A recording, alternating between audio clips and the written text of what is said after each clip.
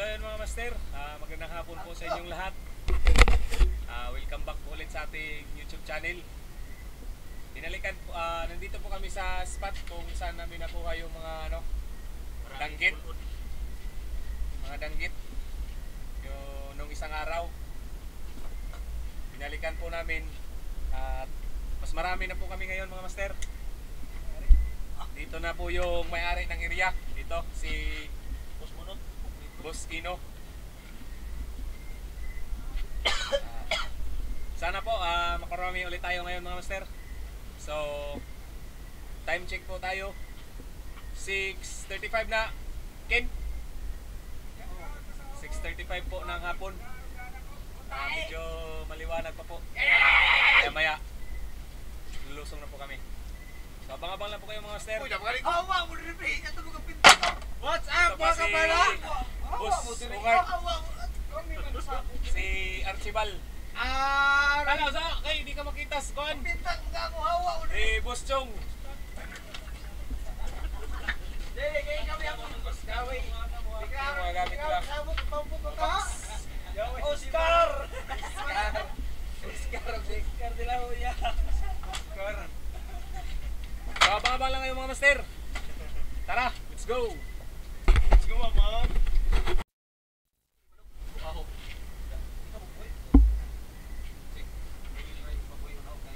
Oscar!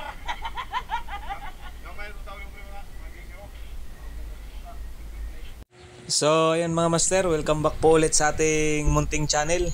Pasensya na po kayo mga master, matagal-tagal po tayong hindi nakapag-upload kasi may problema po tayong kinakaharap konti. Pero ngayon okay na po mga master at saka nakapamana na po tayo. So sa mga nanonood at sa mga nag-subscribe po sa akin at sa mga sumusuporta at naghahanap kung saan na po ba daw yung bagong upload ko, ito na po mga ma'am, sir, maraming salamat po at pasensya na po sa paghihintay.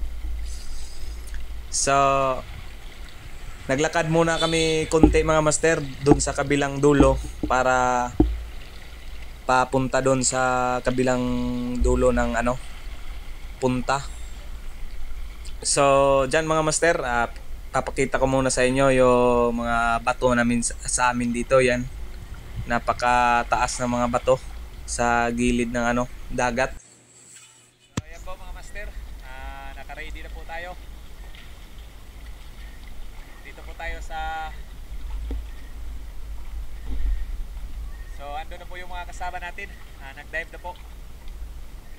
Tara mga master, samahan nyo kami sa aming adventure ngayong gabi.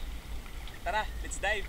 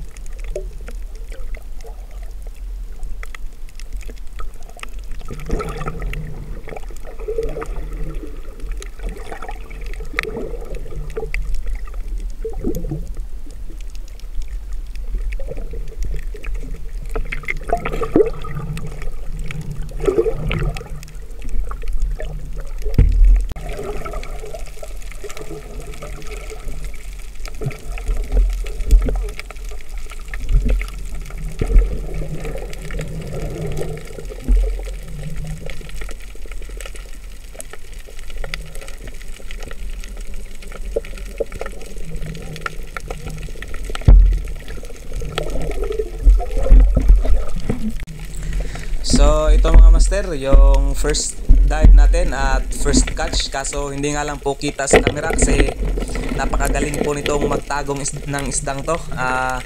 Tawag sa amin dito mga master, ipos-ipos. Hindi ko po alam kung anong scientific name o English name nitong isdang to, pero good size na rin po to mga master.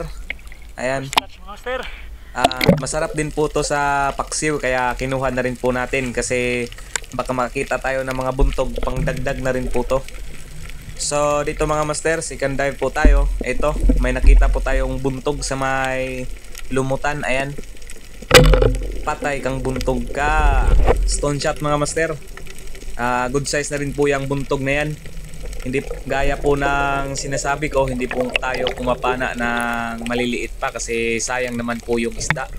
At saka baka hindi po makain kasi maliliit pa. So another dive, third fish of the night. Ayan, danggit. So ito po yung punteriya namin ngayon mga master kasi binalikan po namin tong areang to kasi naka-upload na tayo nung isang video. Dito rin po yung area na yon. Kaya binalikan namin tong mga danggit na to. Meron pa rin mga master kaso isa-isa na lang po sila. Kasi sa karamihan po kasi ng namamana kaya kumukunti po talaga sila. Ito pa danggit ulit. At lumalaki-laki na rin po sila kunti mga master after 1 week before sa una nating pamana dito. Ayan.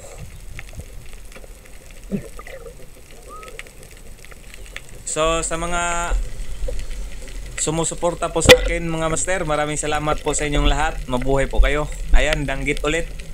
So kung napapansin nyo mga master, wala pong current ngayon at saka steady lang po yung dagat.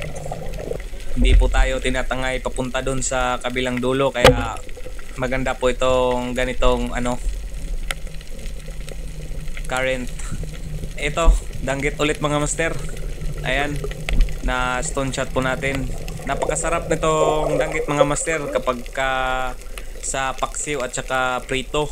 Pero ito rin po yung kadalasan na kinikilaw namin kapag nasa dagat kami. So another dive, ito mga master, danggit ulit.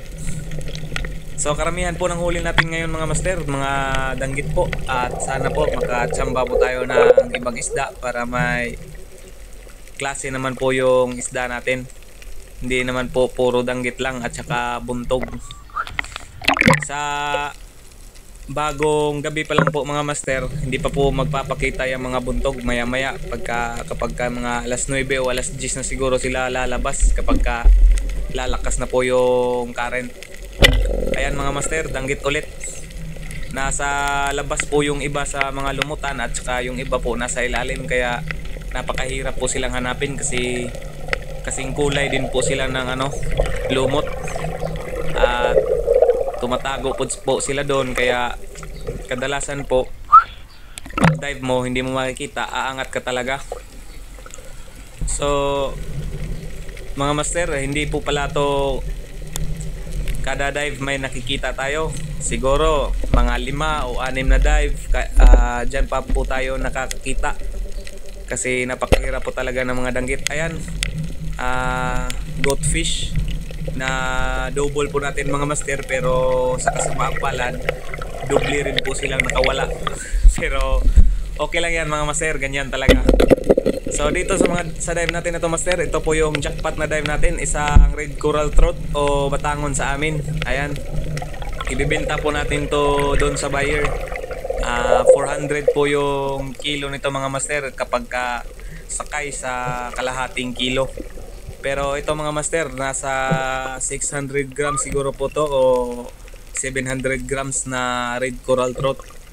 Sakay na po to sa 400 ang kilo. Ayan, good size na rin po to mga master at salamat naman po at may nahuli na rin po tayong malaki-laki ngayong gabi. At sana po madagdagan pa po tong red coral trout natin para malaki-laki naman po yung binta natin. So another dive mga master, nasa malalim-lalim na po tayo na area at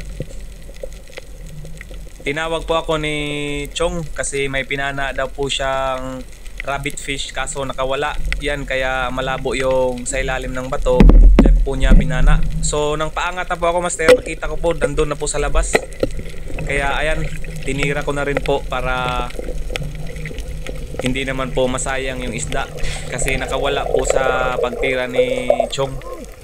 Pero kung mapapansin nyo mga master mamaya, wala po yan sa akin kasi binigay ko po yan sa kanya kasi yan po yung patakaran namin kapag napana na at saka nakawala, obligado mo talagang ibabalik sa una na nakapana kasi tulong mo lang yon sa kanya pagka ikaw yung nakakuha, bali tulong mo na lang yon kasi pag ikaw naman yung nakawalaan tapos mapapana ng iba, ibabalik rin naman sa'yo para hindi naman po masira yung reputasyon mo sa mga kasama mo.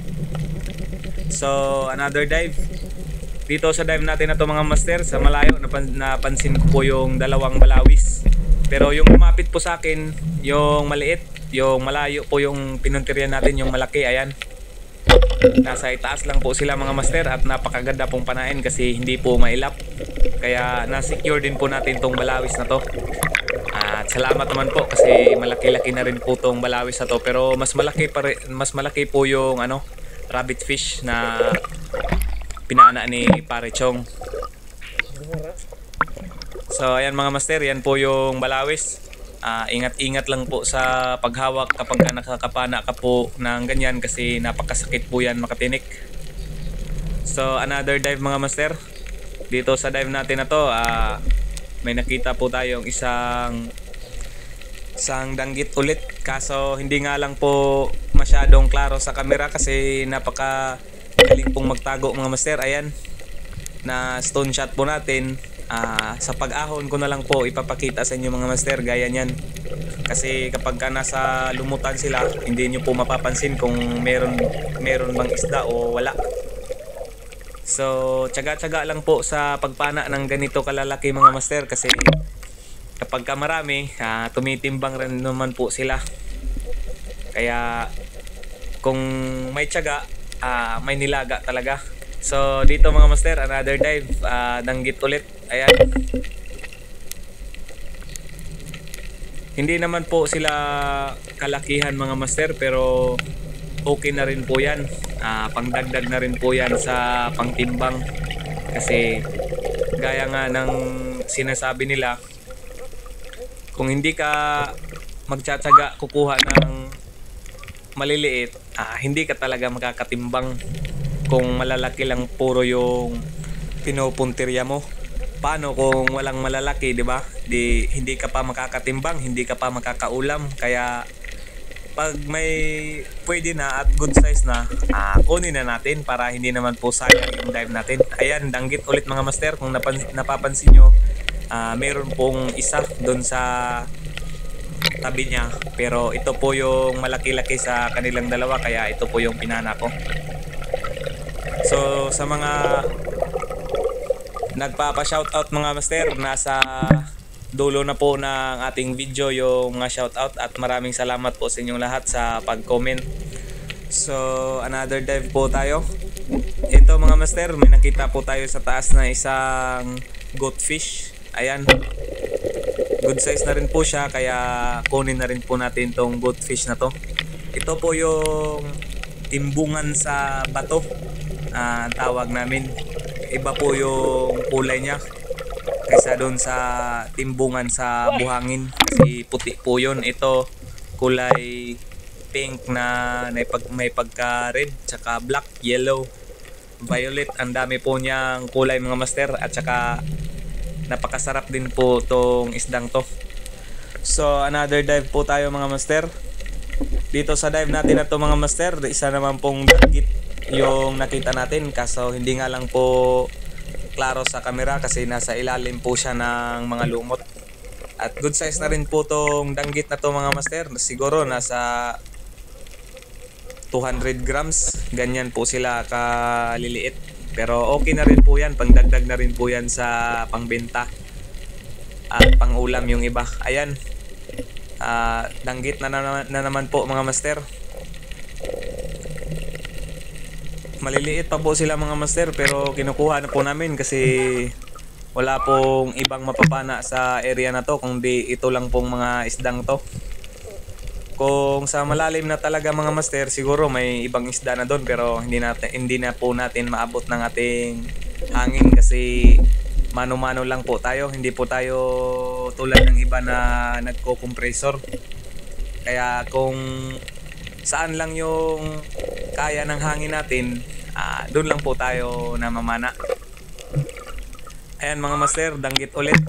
So marami-rami na po tayong huling danggit. Kadalasan po nating napapana danggit kasi ito rin po yung punteriya natin ngayong gabi. So dito sa dive natin na to mga master, nasa mababaw-mabaw na tayo na area. Hindi na po tayo doon sa malalim kasi sumakit na po yung tinga ko kakadive. At puro danggit lang naman po yung nakikita natin.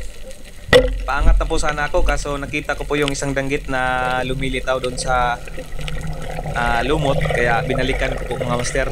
Kaso nadala ko po yung lumot din. Kaya mabigat po siya dalhin sa taas. Ayan. Buti na lang na nakapanyapak kami pagka nagda-dive. Malaking tulong po yung panyapak kasi kapag mabigat na yung dinadala mo pataas, mabilis mo lang siyang maiangat. Tapos mabilis ka rin makakaabot sa ilalim kapag nakapanyapak ka. Kasi panyapak lang po yung traditional na gamit namin dito. Wala pa pong gumagamit dito ng ng fins tulad nung ibang mga vlogger na yun po yung ginagamit nila. Tulad nung mga diver, wala pa pong gumagamit sa amin yan dito kasi mahal din po yan, kaya hindi rin po tayo makaka-afford. So another dive po tayo mga master. Ito dito sa dive natin na to mga master, isa na naman po danggit ulit. Ayan, napakarami po talaga nila dito mga master, nasa lumot lang po. Kaya tsaga-tsaga lang po talaga sa paghahanap. Siguro makaka-6 o 4 na dive ka, tsaka ka pa makakakita ng isang danggit. Depende sa swerte mga master. May iba naman, yung iba naman mga master, kaka-dive mo pa lang, may nakita kaagad na danggit. Pero kadalasan talaga diyan mo na makikita kapag paangat ka na, wala ka ng hangin. So alangan naman po, pilitin natin. Hindi naman po pwedeng wala ka ng hangin na pangangat mo. Baka makakainom ka ng dagat. So ganyan po sila kalalaki mga master lahat. Halos magkasing laki lang po tong mga danggit na to. So another dive po tayo mga master. Ito isang napakalaking buntog. Ayan, hindi po sila gumagalaw mga master, pero nasa ilalim po sila ng lumutan. Napakahirap po nilang hanapin. Malaki na rin po yung buntog na yan mga master. Good size na po yan. Kaya sinicure na po natin at na stone shot po natin mga master para hindi na po siya makawala. Sana mga master makadagdag pa po tayo ng maraming buntog kasi 3 piraso nito mga master, 1 kilo na po. Kadalasan 2 o 3, ganyan lang po. Ganyan po sila kalalaki mga master. So sana po makadagdag pa po tayo ng mga buntog. So another dive mga master. Ito danggit ulit, nasa ilalim ng lumot. Hindi po mapapansin masyado, pero kapag lalapitan mo, makikita mo talaga itong mga danggit. Pero nasa malalim-lalim naman po tayo na area mga master. Bumalik po tayo doon sa mga ibang kasamahan natin na nasa malalim kasi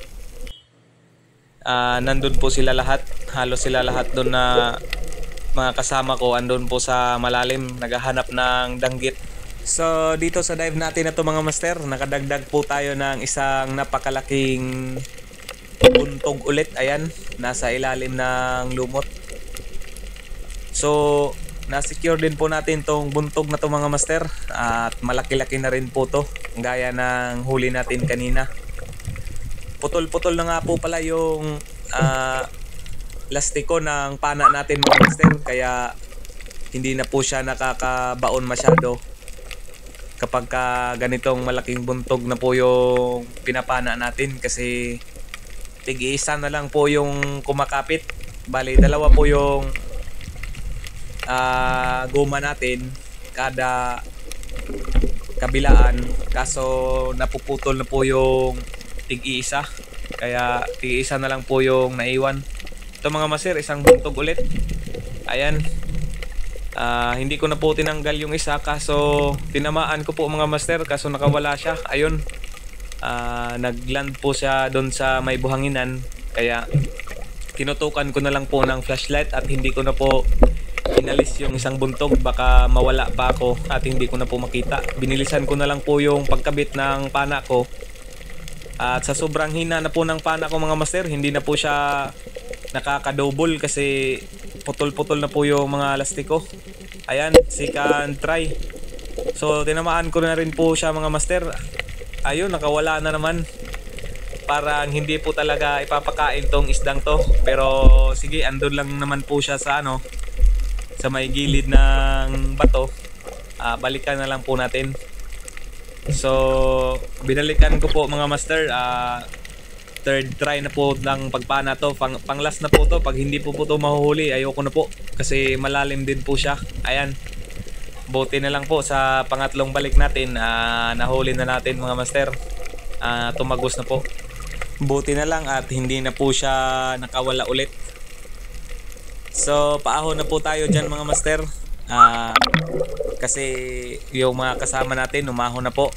Tayo na lang po yung naiwan. Kaya hindi ko na lang po tinanggal yung dalawang buntog sa pana natin at dinala ko na lang po doon sa baybayin. Kasi matatagalan po ako kapag doon sa dagat ko pa po yan tatanggalin. Ayan mga master, nagtanggal na po tayo ng panyapak. Kung mapapansin nyo, putol-putol na po yung lastiko ng pana natin. Pero okay lang, papalitan natin yan bukas ng lastiko kasi may reserba pa naman po tayo doon sa bahay.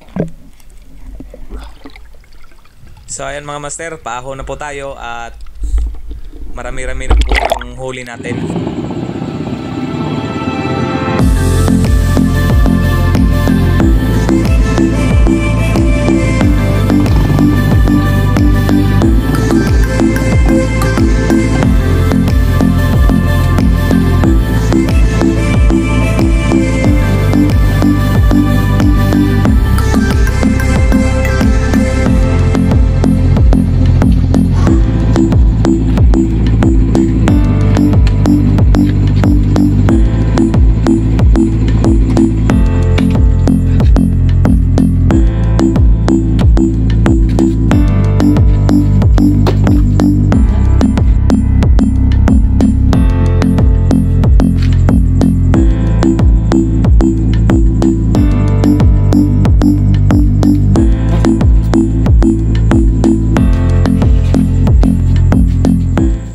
Master, nakauwi na po tayo.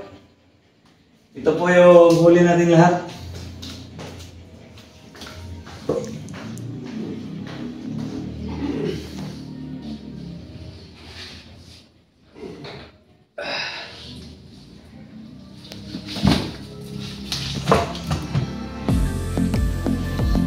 Bale, isang dive lang po yan mga master kasi umuwi na po tayo kasi may duty po tayo ngayong alas 11, time check 10:20 na po ng gabi. Nag-start tayo mag-dive mga 7 na po siguro yun, tapos umahon tayo mga 9:40 or mga ganyan kasi nag-travel po tayo. Ito po yung huli natin lahat, lagay po natin sa box.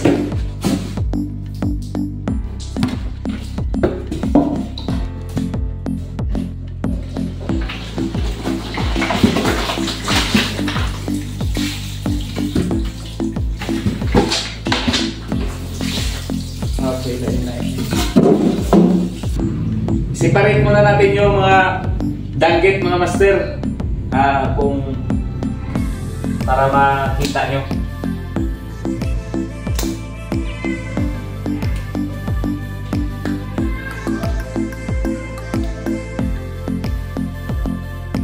Hindi na po masyadong makahawak tong kabilang kamay ko mga master kasi natinik po. Sakit.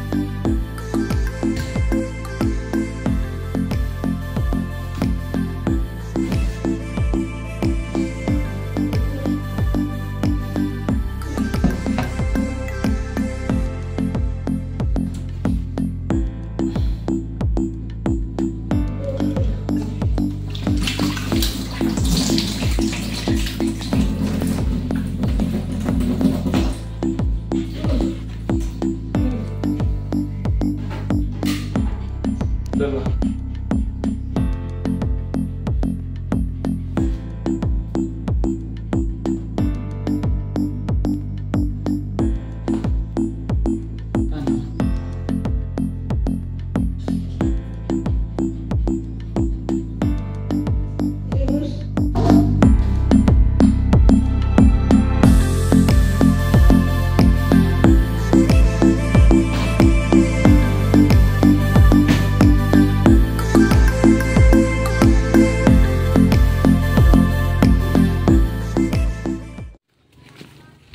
Binta natin yung huli nating red coral trout.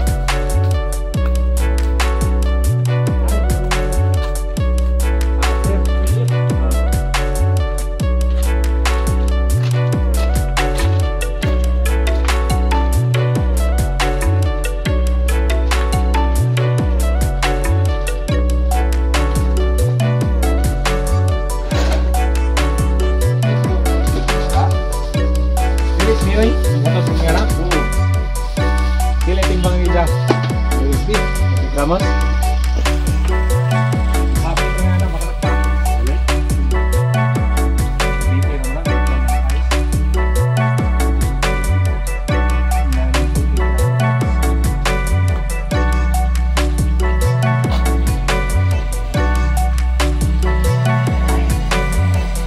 Guys,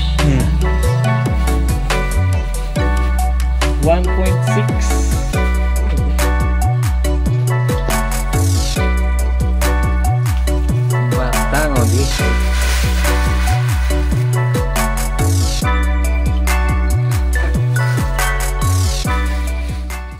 Nadagdagan nga po pala yung isang red coral trout natin mga master kagabi. Kaso hindi natin nabidyohan kasi full na yung camera. Sayang.